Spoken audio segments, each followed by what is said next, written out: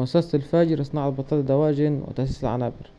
النهاردة إن شاء الله في الفيديو ده هنستعرض اللوحة الخمسة مرحلة بعد التعديل اللي عملناه الخاص بينا. في اللوحة دي احنا عدلنا وضفنا مفتاحين سيلكتور، مفتاح من فوق على الشمال خاص بالشفاطات، ومفتاح من فوق على اليمين خاص بخلايا التبريد وبالأخص الغطس بتاع الخلايا.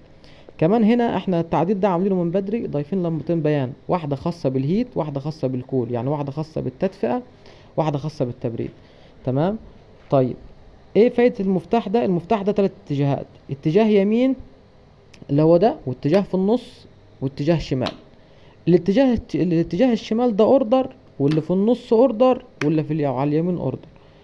طيب كده المفتاحين واخدين امر ايقاف، بمعنى ان كده الشفاط مش شغال والخلية او الغطس بتاع الخلية مش شغال، سواء كان الحرارة عالية او الحرارة واطية، او الامر المتاخد من المفتاح السلكتور هو امر الايقاف الدايركت، الايقاف المباشر يعني.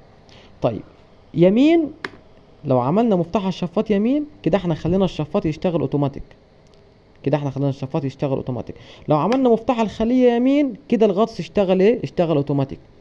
طيب بمعنى ايه؟ بمعنى ان الخلية والشفاط هيشتغلوا اوتوماتيك حرارة. هيشتغلوا امتى؟ هيشتغلوا لما الحرارة تعلى. نوضح اكتر، يعني لما الحرارة تعلى، يعني لما اللوحة تاخد امر الكول، هيبدأ الشفاط والخلية يشتغلوا. نوضح ثانية، ندفي الحساس ونوضح اهو. هندفي الحساس، نخلي بالنا ان الشفاط هيشتغل امتى؟ هيشتغل مع التايمر عند درجة حرارة 32 اللي هو احنا ظابطينها الفرق اللي هو الكول اهو. نلاحظ ان كده ايه؟ ان كده الشفاط شغال اوتوماتيك ايه؟ اوتوماتيك حرارة. يعني لو وصلنا مثلا هنا لمبة مثلا في مخرج الشفاط كتجربة، هنلاقي ان الشفاط اهو ايه؟ شغال اهو. الشفاط اهو شغال، بس احنا مش عارفين نلمس بس اللمبة، هنلاقي الشفاط ايه؟ الشفاط شغال.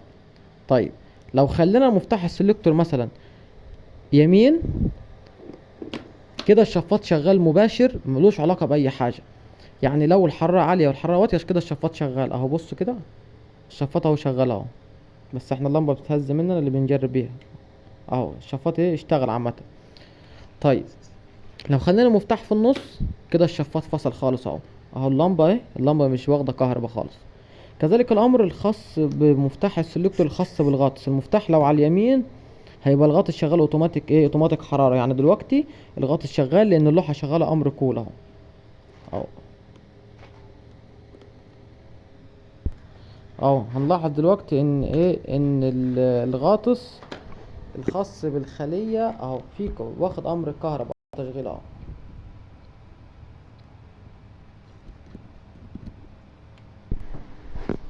اهو كده الغاطس شغال، بس كده ايه؟ الغاطس الخاص بالخلية شغال. فصل امتى؟ لما التايمر يرد امر فصل. المهم فكده الخلية كده اللوحة دي بعد التعديل عن طريق ان حضرتنا مفتاحين سيلكتور. فايدة المفتاحين دول ان لو لا قدر الله مثلا العنبر بيمر بظروف مثلا حرارة عالية، فالزبون او العميل حابب يشغل الشفاط مباشر يشغل. لو حابب يشغل الشفاط تهوية برضه هيديه امر ان هو يشتغل مباشر. كده التايمر ايه؟ كده الشفاط شغال دايركت، شغال مباشر ملوش علاقة بأي حاجة. ولذلك احنا لو قفلنا الشاشة لو طفينا الشاشه اهو برضو الشفاط شغال اهو. كده الشفاط واخد كهرباء، ان هو واخد كهرباء من الرئيسي، بحيث الزبون برضو لو هو بيطهر مثلا فتره تطهير في العنبر وحب يشغل الشفاط مباشر ملوش علاقه بالحراره، بحيث يسحب مثلا المواد اللي بيطهر بيها، هيبقى متاح معاه. مؤسسه الفجر لصناعه الدواجن وتاسيس العنابر.